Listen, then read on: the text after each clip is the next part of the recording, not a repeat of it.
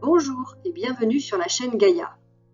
Aujourd'hui, nous nous retrouvons dans une nouvelle vidéo qui porte sur le passage des rois de la Renaissance du XVIe siècle au roi absolu du siècle suivant.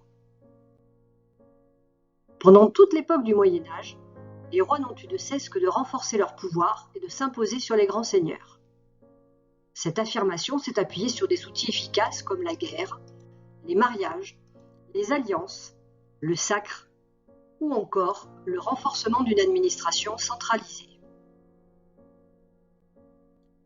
À partir du XVIe siècle et l'entrée dans l'époque moderne, le roi François Ier et ses successeurs cherchent désormais à exercer un pouvoir sans limite, en contrôlant aussi bien l'armée, la justice, la législation, l'Église ou enfin la politique.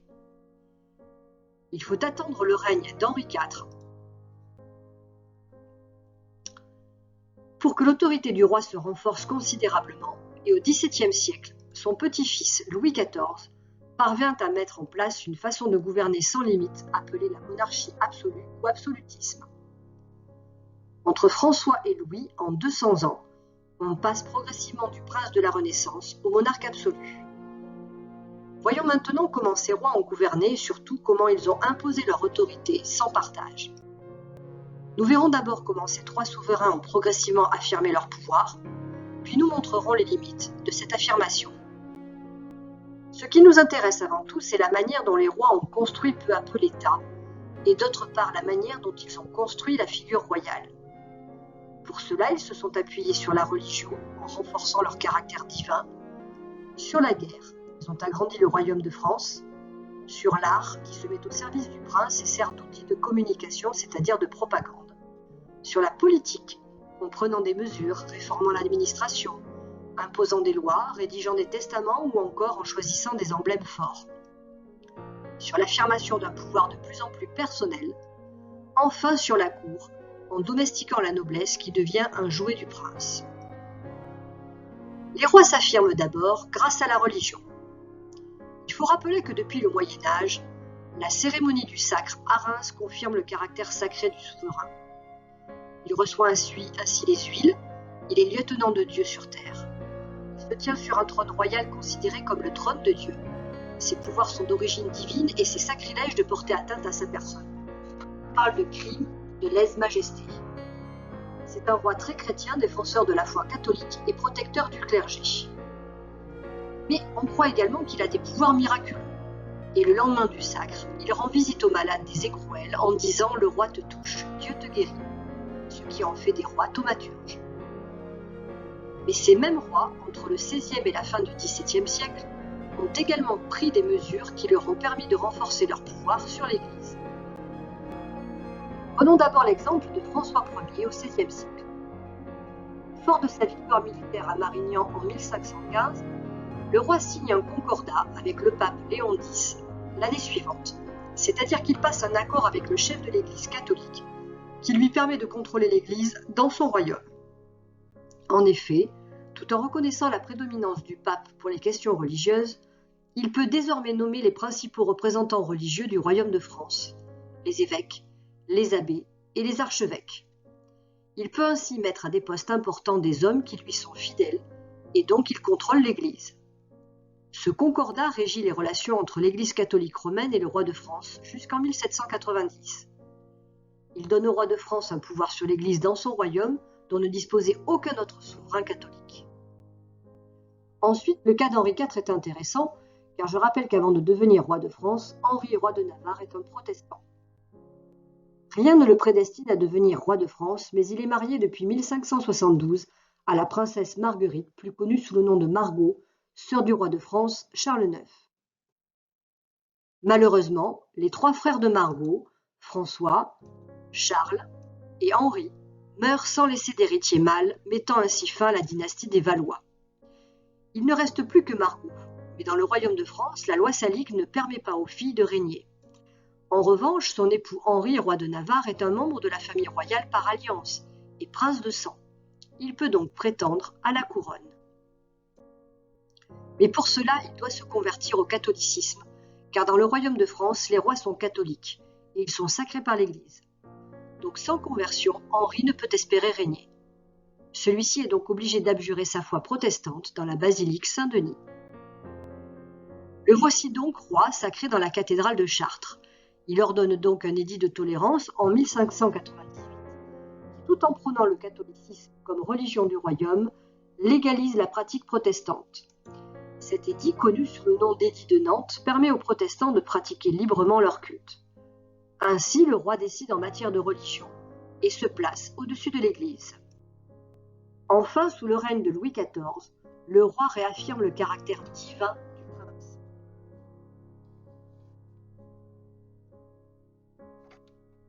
D'ailleurs, Bossuet, contemporain de Louis XIV, écrit que le roi se considère comme le lieutenant de Dieu sur terre, et il n'a de compte à rendre à personne sinon Dieu.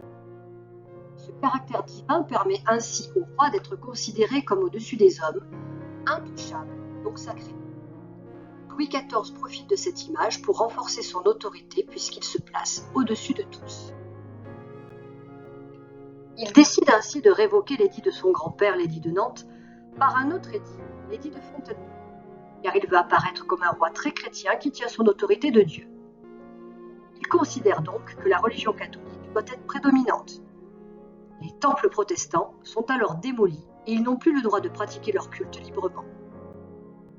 Ensuite, les rois renforcent leur autorité par la guerre. Leurs exploits militaires renforcent ainsi leur prestige et donc leur pouvoir, ce qui se traduit par l'agrandissement du royaume de France. Il devient ainsi le royaume le plus vaste, le plus peuplé, le plus puissant et le plus riche d'Europe. Sur cette carte, on peut voir qu'entre François Ier et Louis XIV, le royaume s'est agrandi vers le nord et l'est, mais il est aussi plus sécurisé par des fortifications. Par exemple, François Ier rallie des territoires récalcitrants comme la Bretagne, le comté d'Angoulême, le duché de Bourbon, de Nevers et d'Auvergne. Alors qu'il vient de prendre le pouvoir à peine âgé de 20 ans, le roi remporte une victoire éclatante à Marignan en 1515 contre le duc de Milan. Cette victoire lui rapporte un grand prestige dès le début de son règne qui lui permettra d'imposer le concordat avec le pape l'année suivante. De même, Henri IV passe les 10 premières années de son règne à se battre pour reconquérir les territoires dominés par la Sainte Ligue, qui ne le reconnaissent pas comme souverain légitime et lui opposent résistance. Il reconquiert Paris, le Limousin, le Périgord, rallie le Béarn au domaine royal. Cette reconquête par les armes de son royaume dévasté par 30 ans de guerre entre catholiques et protestants lui permet d'asseoir enfin son autorité. Enfin, Louis XIV est de tous celui qui a le plus engagé le royaume de France dans la guerre. Il a consacré 33 ans de règne sur 54 ans à se battre. Sur son lit de mort, il confesse au futur Louis XV « J'ai souvent entrepris la guerre trop légèrement et l'ai soutenue par vanité ». Il se livre à sa première bataille, à l'âge de 23 ans, et il réorganise l'armée. Le roi charge également Vauban de construire une ceinture de fortifications tout autour du territoire. Au total, au cœur de son règne, le royaume dispose d'une armée de 200 000 hommes, ce qui en fait de loin la première armée d'Europe, capable de tenir tête à des coalitions rassemblant de nombreux pays européens. Au total, les rois ont dû affronter les grands seigneurs, des conflits religieux, des rois voisins et des révoltes paysannes. Leur autorité s'est renforcée par la guerre, c'est pour ça qu'ils s'appuient sur l'armée et l'impôt, l'un justifiant l'autre. Chaque victoire militaire consolide l'emprise royale sur le territoire. Maintenant, nous allons voir que ces mêmes rois se sont servis de l'art pour renforcer leur prestige, mais aussi leur image. Les rois du XVIe et XVIIe siècle ont tous cherché à laisser des traces d'eux, à travers le temps, marquant le paysage par la construction de châteaux, de statues qui les représentaient et sublimaient leur règne. C'est pour cela qu'on les a nommés des rois bâtisseurs. Ils ont ainsi bâti des châteaux somptueux entourés des meilleurs artistes, des meilleurs architectes, afin de les magnifier et dans le but que leur palais soit imité. C'est enfin une manière de montrer leur puissance, car rien ne doit être plus beau que ce qui est pour le roi. Si les châteaux de la Loire ont été majoritairement construits au XIVe et XVe siècle, ils ont fortement été remaniés au XVIe siècle, à une époque où la cour des rois de France était installée dans cette région. dans ses environs immédiats. Ils sont fortement inspirés par l'art de la Renaissance. Les Valois découvrent en Italie vers la fin du XVe siècle un nouvel art de vivre qui sera transposé dans le Val-de-Loire, en y faisant venir de nombreux artistes et artisans italiens, dont le plus célèbre d'entre eux, Léonard de Vinci. Ici, les châteaux sont très éloignés du modèle médiéval qui apparaissait comme une forteresse imprenable. Mais au contraire, ils dévoilent toute leur magnificence. La fonction du château, elle aussi, change. Le château fort était défensif alors que celui du XVIe et XVIIe siècle est fait pour être habité.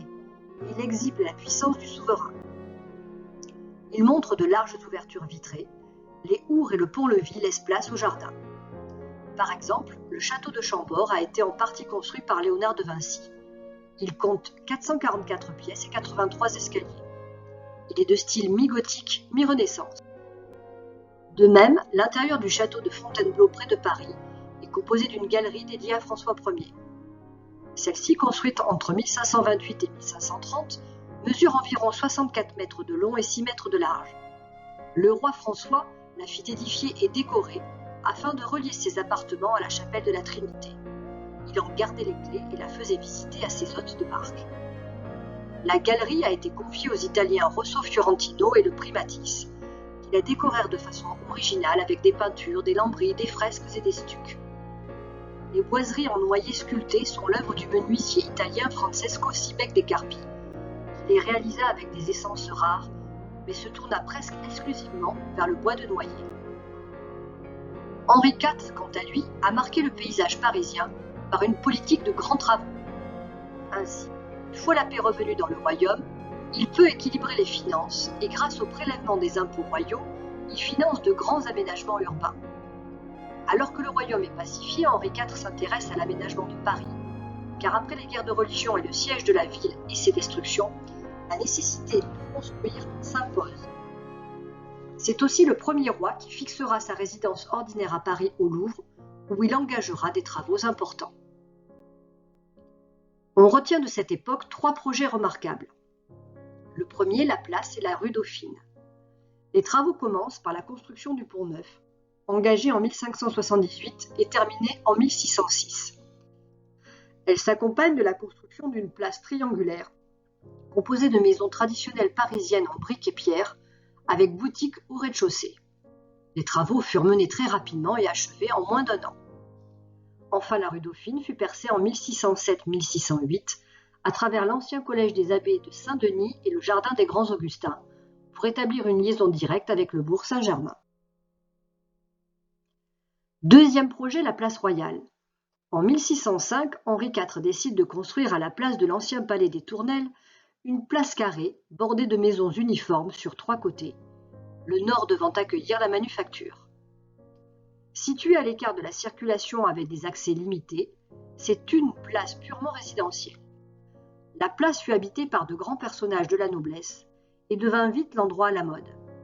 Sa construction fut déterminante dans la vocation du Marais à accueillir des hôtels aristocratiques. Troisième et dernier projet, la place de France. Ce troisième projet fut interrompu par la mort du roi, et il ne nous est connu que par une gravure d'époque et par le nom des rues ouvertes à partir de 1610. Le plan ci-contre montre une tentative de reconstitution de cette place et de l'urbanisation du nord-est du Marais à partir de la gravure de Claude Châtillon. Il s'agissait d'une place semi-circulaire, adossée au rempart par une porte monumentale qui était ouverte, de laquelle rayonnaient 8 voies baptisées du nom des provinces du royaume. Destinée à recevoir des administrations royales, la place était bordée de pavillons uniformes sur arcades avec des lanternons et des échauguettes. Enfin, à l'époque de Louis XIV, le plus grand château d'Europe est construit, Versailles. Initialement, c'est un petit pavillon royal construit sous Louis XIII, servant pour la chasse, car Versailles est une immense forêt qui sert de terrain de jeu pour les rois qui adorent chasser. Louis XIV décide en 1661 d'agrandir et de transformer ce pavillon pour en faire un palais abritant non seulement le roi, sa famille, mais aussi la cour. Les travaux débutent en 1664, seulement 3 ans après le début du règne personnel de Louis. Les travaux sont pharaoniques car il s'agit de transformer un pavillon situé au cœur d'un domaine de chasse marécageux en palais immense. La cour s'y installe dès 1682 alors que les travaux ne sont pas encore achevés. Le roi confie les travaux d'architecture mais aussi de jardinage ou de décoration aux plus célèbres artistes de l'époque. Parmi eux, les deux architectes Hardouin-Mansart et Levaux. Le jardinier, le nôtre, le peintre, Lebrun. Versailles devient le symbole de l'absolutisme et il est considéré comme le plus grand et le plus somptueux palais d'Europe. À l'intérieur du château, des pièces somptueuses s'enchaînent comme la chambre du roi. Celle-ci est entièrement décorée au fil d'or et les boiseries à la feuille d'or car Louis a choisi le soleil pour le représenter. Car comme le soleil est au centre de l'univers, le roi se situe au centre du royaume et du monde. Louis se met en scène toute sa vie et orchestre ses journées comme on orchestre un ballet, en imposant un mode de vie selon l'étiquette. Sa vie devient publique et le moindre moment personnel est une représentation affichée, au lieu d'une noblesse aveuglée par le désir de faire partie d'une petite communauté de privilégiés. Ainsi, cette balustrade sépare le lit du roi de ses spectateurs, triés sur le volet, qui assistent au lever et au coucher du roi. La localisation même de la chambre du roi se trouve orientée d'est en ouest, suivant la course du soleil de son lever au coucher. Il montre ainsi qu'il s'identifie à l'astre solaire. C'est pour cela qu'on retrouve l'emblème du soleil même sur les grilles du château. Cette identification a valu à Louis XIV le surnom de Roi Soleil. Enfin, autre pièce emblématique, la Galerie des Glaces. Construite par Jules Hardouin-Mansart en 1678 et décorée par Charles Lebrun, cette galerie servait aux réceptions. La Galerie des Glaces tire son nom de 357 miroirs qui ornent un des murs faisant face aux fenêtres. Ces miroirs servent à réfléchir la lumière entrant par les fenêtres et ils agrandissent la pièce. Ils sont considérés à l'époque comme des objets de luxe car ils nécessitent 6 mois de fabrication. Ainsi, les invités de marque, souvent des souverains ou des ambassadeurs étrangers, remontent la galerie jusqu'au trône de Louis et admirent au passage les lustres en cristal, les peintures au plafond représentant les batailles remportées par le roi durant les 10 premières années de son règne, les statues sur le modèle antique tout le long de la galerie. Tout est fait pour impressionner le visiteur, qui ne peut que constater la puissance du prince. Tous les rois du XVIe et XVIIe siècle ont cherché à affirmer leur autorité en utilisant l'image comme outil de communication. Aujourd'hui, nous parlerions de publicité. À l'époque, on parle de propagande. Par exemple, nous avons ici le roi François Ier représenté à gauche en majesté. Ce terme désigne initialement une représentation peinte du Christ ou de la Vierge, assis sur un trône, de face et en position hiératique. Les rois depuis le Moyen-Âge ont repris cette posture en posant en tenue de sacre, entourés des symboles de leur pouvoir. Le sceptre, la main de justice, la couronne fermée, le trône, le manteau avec la fleur de lys. Mais depuis la Renaissance, c'est la généralisation du portrait qui prend le relais. Ici, François est représenté à droite comme un roi courtisan vêtu d'habits somptueux, velours, soie, fil d'or. Le roi veut apparaître comme le premier d'entre tous, le plus parfait des courtisans, et les nobles doivent l'imiter. De plus, ce portrait le montre aussi comme un chef d'État, la main posée sur l'épée, la tapisserie en fond est rouge, couleur royale, ornée de couronnes surmontées de fleurs de lys. Le souverain porte également un médaillon, celui de l'ordre de Saint-Michel, patron des chevaliers, pour montrer qu'il a suivi une formation militaire et qu'il a été adoubé. Enfin, c'est l'apparition du roi, dit Majesté. François est le premier roi à se faire appeler ainsi. Ce terme exprime la grandeur royale et invite à l'admiration et au respect. Louis XIV va encore plus loin dans l'utilisation de la propagande avec ce portrait de lui.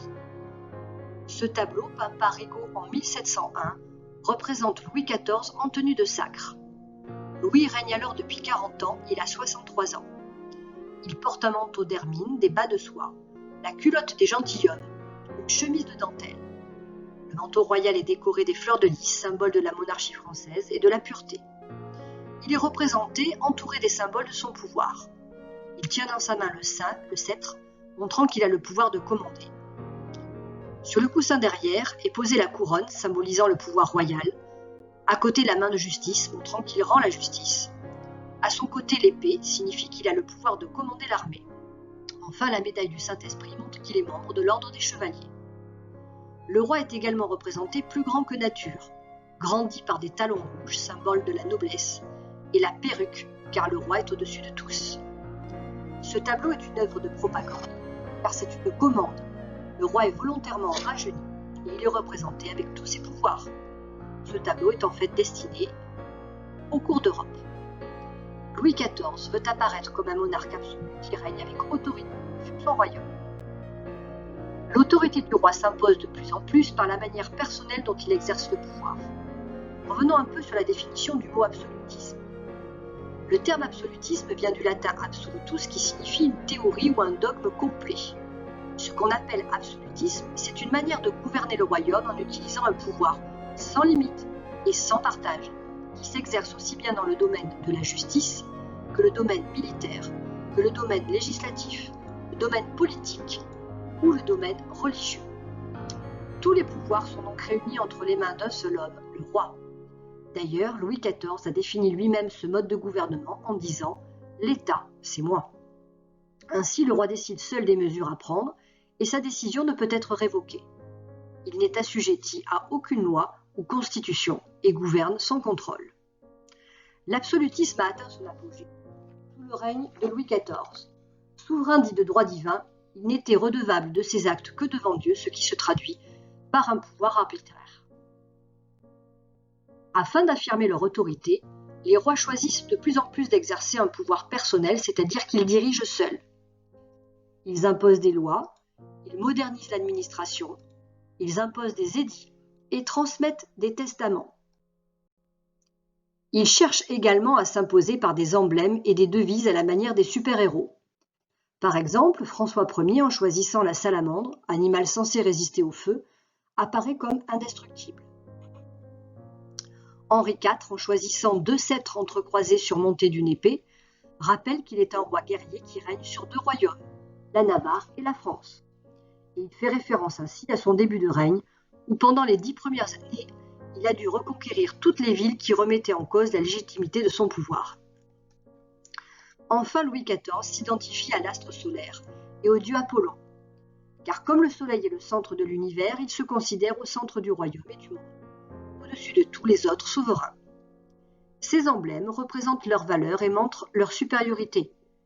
On les retrouve sur les pièces de monnaie, au-dessus des portes des châteaux, dans des éléments de décoration pour qu'ils soient vus de tous et qu'on reconnaisse l'étendue de leur pouvoir dans tout le royaume et même au-delà. Si l'autorité du roi se renforce, c'est aussi parce qu'il exerce de plus en plus son pouvoir personnellement sans le partager. Cette tendance commencée dès Henri IV se confirme à l'époque de Louis XIV qui décide après la mort de Mazarin alors qu'il est âgé de 23 ans seulement, de gouverner seul sans Premier ministre. On le voit ici diriger son conseil, c'est-à-dire qu'il préside chaque réunion, on doit le tenir informé de tout. Il signe lui-même tous les documents, même les plus petits. Le roi exerce ainsi un véritable métier qu'il occupe une grande partie de la journée et il suit un emploi du temps réglé. Voici un schéma représentant la conception du pouvoir à l'époque de Louis XIV. On peut voir qu'en matière de politique, le roi s'entoure de conseillers, de ministres, mais qui n'ont aucun pouvoir de décision. Dans les provinces, des intendants s'occupent de la justice, des finances et ont un rôle de policier. En fait, ils font régner l'ordre. Mais toutes les décisions émanent du roi, qui n'a de compte à rendre que devant Dieu puisque son pouvoir est de droit divin. Ainsi est né l'adage « Un roi, Louis XIV, une foi, le catholicisme, une loi, celle du roi ». Il en découle un pouvoir total et surtout une considération quasi divine de la figure royale. Bossuet dira « Le prince n'est pas regardé comme un homme particulier, c'est un personnage public. Tout l'État est en lui, la volonté de tout le peuple est renfermée dans la sienne sous le regard de Dieu. »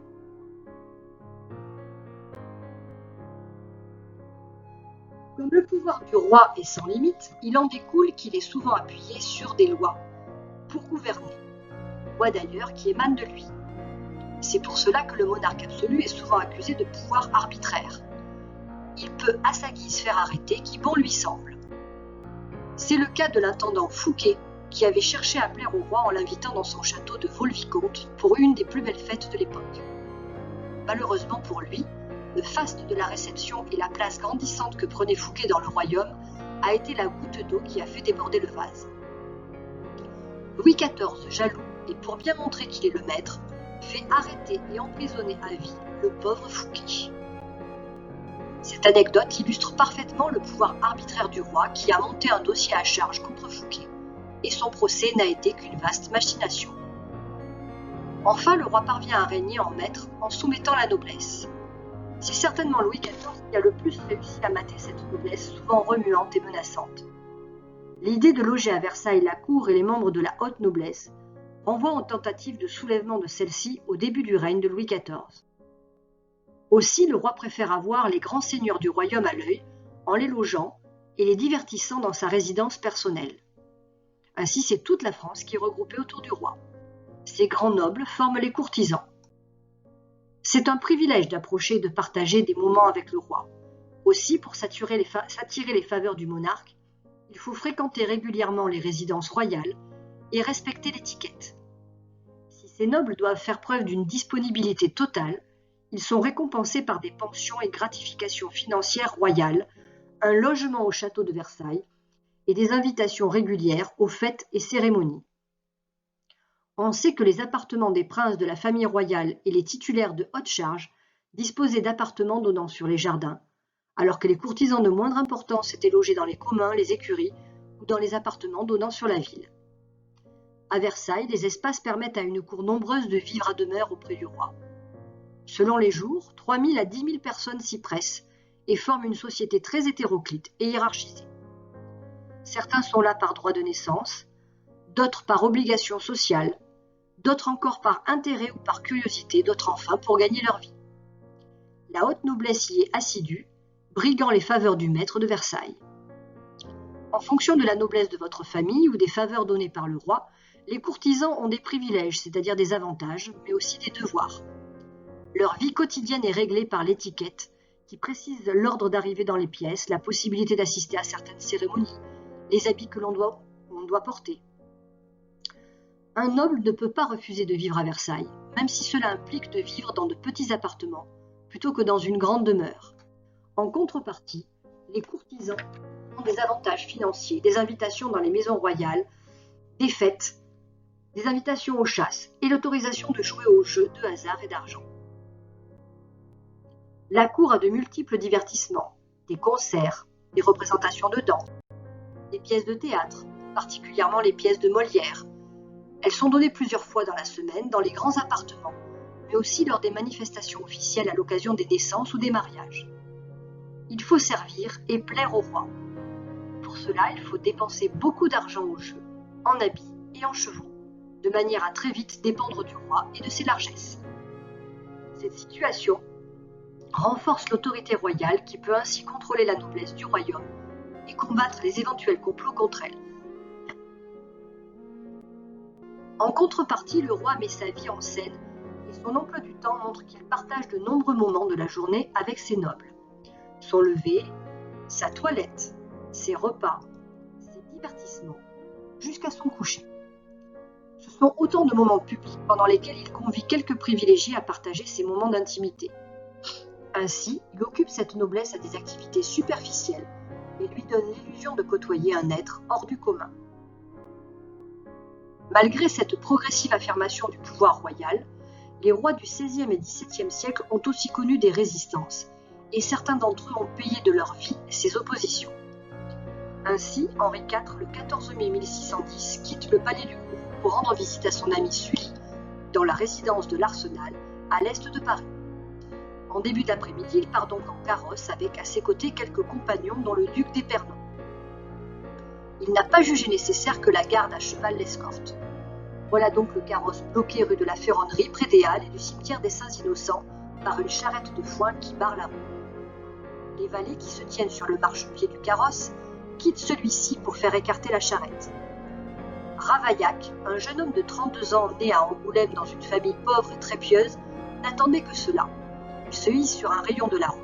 Passant le bras par-dessus le duc d'Épernon, il frappe le roi à la poitrine de plusieurs coups de couteau. Il est aussitôt maîtrisé et traîné dans un hôtel voisin, puis à la prison de la Conciergerie. trop tard, Henri IV meurt tandis que le carrosse rebrousse chemin jusqu'au Louvre. Ravaillac est rapidement jugé en tant que régicide, en place de Grève, à Paris. L'exécution fut publique et à la hauteur de la faute.